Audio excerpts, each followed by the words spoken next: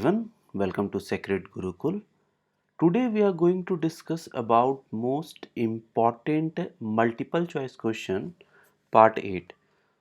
This is all about the BRICS part. We have already discussed part 1, part 2, part 3, 4, 5, 6, 7. 1 से लेके part 1 to 3 में हमने cement देखा था, 4 और 5 में हमने लाइम देखा था, ठीक है।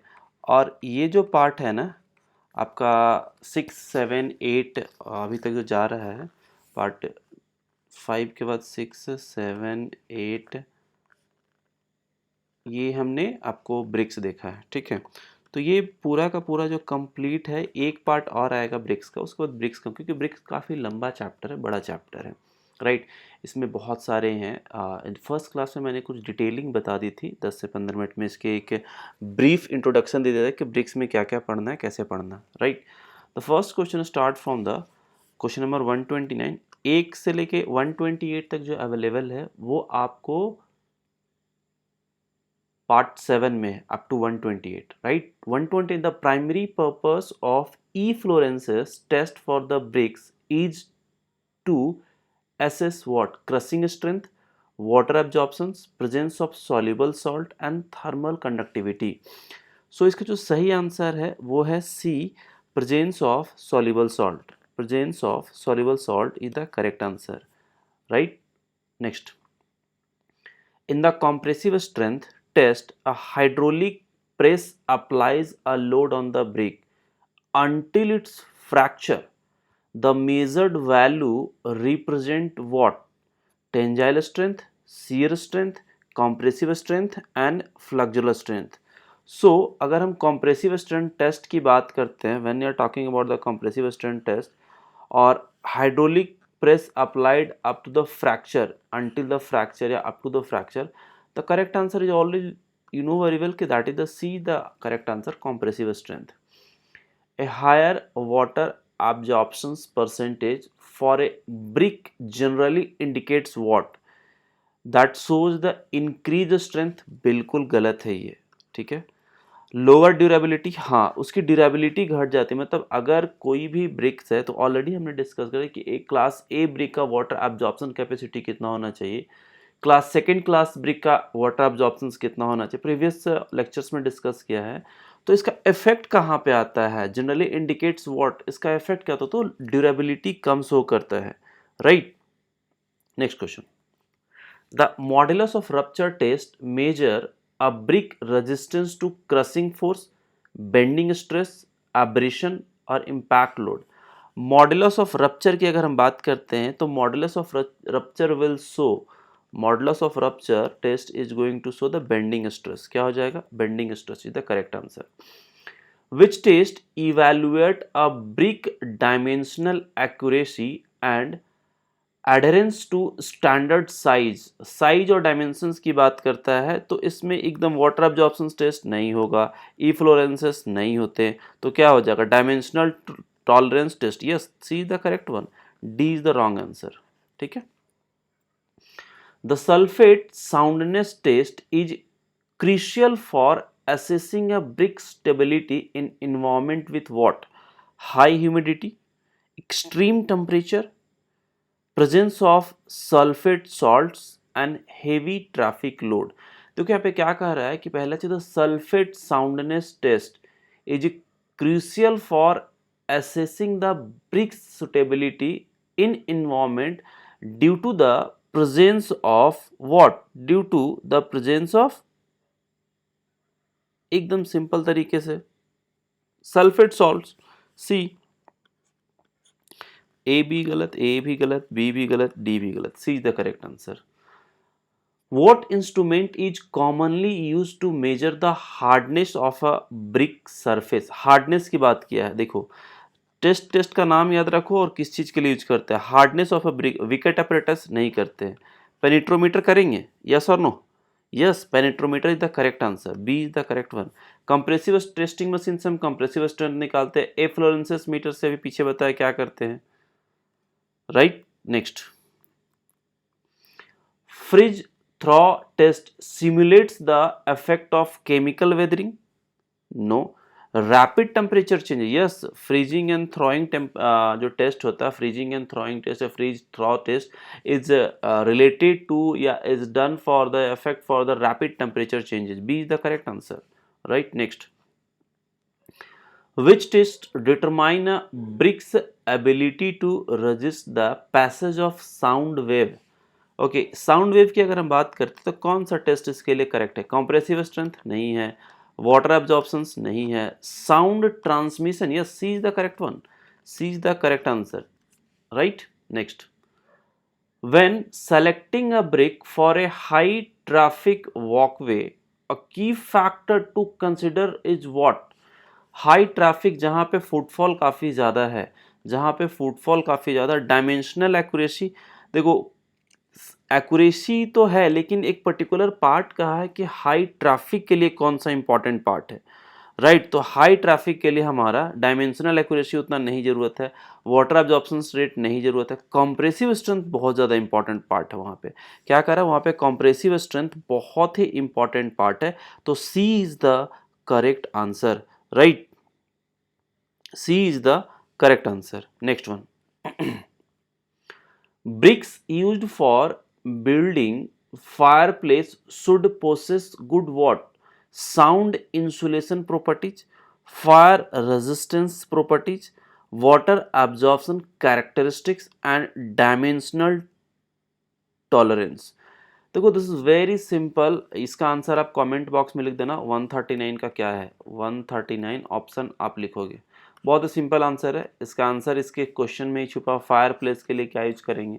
तो that is the your answer. 140. For exterior wall expose to harsh weather it's essential to choose brick with low porosity, high thermal conductivity, low efflorescence potential and brittle fracture behaviour. Okay, तो exterior wall की बात किया हुआ है, तो exterior wall में क्या होता है? Low porosity, expose to the harsh weather. अगर हम हार्श वेदर की बात करते हैं तो उस सिचुएशन में हमारा low porosity is the correct answer. A is the correct one. Right. The drawing shrinkage test measure the dimensional change of a brick after firing a clean, exposure to water, long-term drying और crushing load application. इसमें answer तो पहले लिख दिया, अब इसमें कुछ कह नहीं सकता हूँ. ड्राइंग श्रिंकेज की अगर हम बात करें तो ड्राइंग श्रिंकेज टेस्ट का जो करेक्ट आंसर है वो सी है, जो ऑलरेडी आंसर सी यहाँ पे लिखा हुआ है. Next. During the X-ray diffraction analysis, during X-ray diffraction analysis of a brick, the objective is to determine compressive strength, chemical composition, water absorption test and dimensional accuracy. देखो, X ray diffraction compressive के लिए होगा नहीं. That's a correct answer is the chemical composition. क्या हो जाएगा? Chemical composition, यानी B is the correct answer. Next. Which test evaluate a brick's resistance to the growth of mold and mildew? Efflorescence test, compressive strength test, antibacterial resistance test and fridge and thaw test. देखो, efflorescence के बारे में पता चल गया तो ये है नहीं. compressive strength के बारे में पता चल गया, ये भी नहीं है. Anti bacterial, yes exactly. अगर हम ब्रिक मोल्ड्स की बात करते हैं, माइल्ड्यू की बात करते हैं, तो बैक्टीरिया से रिलेटेड होता है. तो anti bacterial resistance test, C is the correct answer. And last D option आपको पीछे ही बताया अभी. The thermal conductivity test measure a brick's ability to what? Thermal conductivity test withstand high temperature, that's conduct heat, resist fire damage and absorption of water या water absorb. क्या हो जाएगा? एकदम सिंपल है. सिंपल से तरीके से सोचो, क्या कर रहा? थर्मल कंडक्टिविटी टर्म्स अगर दिया हुआ है तो क्या हो जाएगा? Conducting heat, that's conducting heat. The thermal conductivity test measure a brick ability to conduct the heat. Conduct heat, यानी B is the correct answer. Right. What is the main purpose of conducting a corrosion resistance test, मतलब almost सारे test पे सवाल है, different different kind of test हैं, इसमें सारे cover हो जाएंगे, यही बेसिक से सवाल पूछा जाता है। Main purpose for of conducting a corrosion resistance के लिए कौन सा टेस्ट यूज करते हैं? Assess weathering effect, evaluate chemical stability, measure fire resistance, determine compressive strength. तो देखो कंप्रेसिव स्ट्रेंथ तो होगा नहीं, फायर रेजिस्टेंस होगा नहीं, केमिकल हो सकता है, वेदरिंग हो सकता है। तो main purpose of the corrosion resistance की बात करें तो इवैल्यूएट द केमिकल स्टेबिलिटी।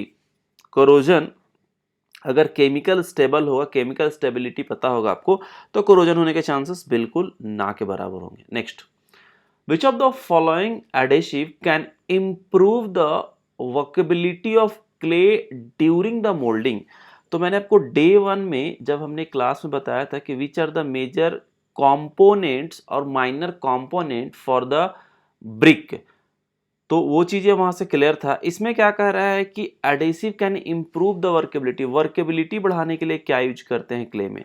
तो the it's very simple, sand को हम इस्तेमाल करते हैं। क्या करते हैं? सैंड को इस्तेमाल करते हैं। Next, what is the primary purpose of adding grog crushed fire clay to the clay mix? कोई बता सकता है इसको हिंदी में क्या कहते हैं? Crust fire clay, comment box में कमेंट करके बताइए कि क्रस्ट फायर क्ले को क्या कहता है। अलग अलग जगहों पे अलग अलग चीज़ बोलते हैं, तो मेरे को जानना है, and you just write down the area, type कर देना कि कौन से एरिया से हो, क्योंकि डिफरेंट डिफरेंट लोकल लैंग्वेज में इसको क्या बोलते हैं, क्रस्ट फायर्ड क्ले को।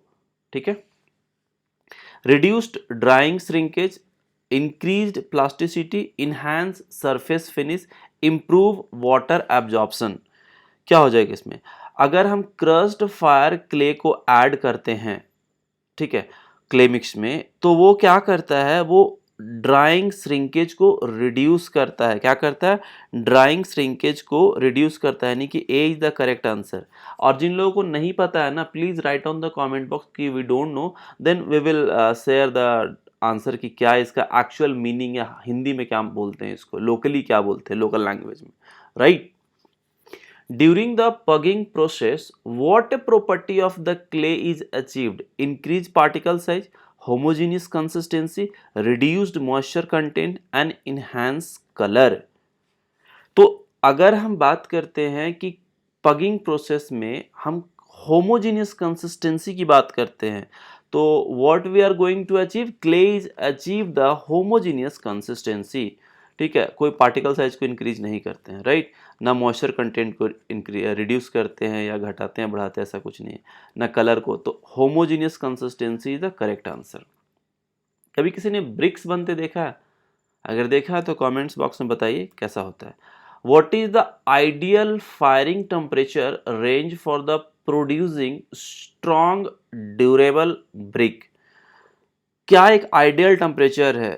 तो ideal temperature is 800 to 1000 degree C.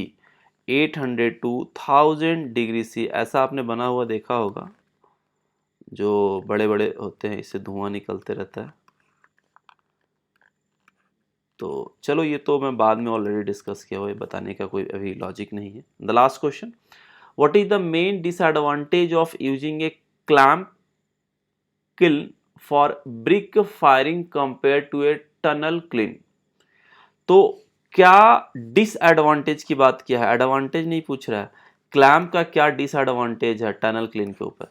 Higher fuel efficiency, is it correct? No. Less temperature control, ये बात बिल्कुल सही। ये जो क्लैंप होता है ना, इसमें किसी तरीके का टेम्परेचर कंट्रोल नहीं। दो तरीके का आपको देखने को मिलता है। एक तो ऐसा, इसमें पूरा का ब्रिक आग लगा दिया जाता है और इसके में ब्रिक होता है, ऊपर से लेप कर दिया जाता है और इसमें धीरे धीरे ईटा पकते रहता है। एक ऐसा वाला होता है, आपने देखा होगा, इस तरीके का बड़ा सा होता है एकदम, और इससे धुआं निकलते रहता है, इसे गोल सा होता है, इधर से ब्रिक पकना शुरू होता है, ऐसे सर्कल में घूमते रहता है, राइट? तो दोनों में डिफरेंस, तो इस पे टेम्परेचर का कंट्रोल होता है। जो फर्स्ट वन है, फर्स्ट वन पे कोई कंट्रोल नहीं होता टेम्परेचर पे, सेकंड वन पे कंट्रोल होता है टेम्परेचर का, राइट? तो इस तरीके से मैं आपको एक छोटा सा मतलब बता रहा हूँ, लेकिन आपको डिटेलिंग जो है ना ऑलरेडी मैंने क्लासेस में कवर करा रखे। तो आज हमने पार्ट 8 कंप्लीट किया, 8th पार्ट हमारा कंप्लीट हुआ। अब इसके बाद एक पार्ट और आएगा 9th कवर करने के बाद उसमें ब्रिक पूरा कवर हो जाएगा, पूरा का पूरा ब्रिक कवर हो जाएगा, 9 से ज़्यादा नहीं जाएगा, ठीक है। इसके बाद हम मोटार शुरू करेंगे। ब्रिक के बाद जो 9th के बाद जो 10th पार्ट आएगा ना, वो मोटार होगा, ठीक है। तो ये मोटार अभी बहुत इंपॉर्टेंट टॉपिक है, तो इस चीज़ का भी ध्यान रखिएगा, बहुत इंपॉर्टेंट है। जिन लोगों को डाउट है या किस तरीके का प्रॉब्लम है वो कनेक्ट कर सकते हैं 7781913939 पे। This is my contact number, इधर व्हाट्सएप और डायरेक्टली कॉल भी कर सकते हैं, समय मिलने पे हम कॉल बैक कर लेते हैं, ऐसा नहीं है। जितने भी मिस कॉल्स होते हैं एक टाइम पीरियड के बाद हम कॉल करते हैं। This is all about the today's class, so thank you everyone. And जिन लोगों ने चैनल को सब्सक्राइब नहीं किया, must subscribe the channel, like the video अगर आपको पसंद है तो, and press the bell button, right. तो this is all about the today's class, thank you everyone. चलिए।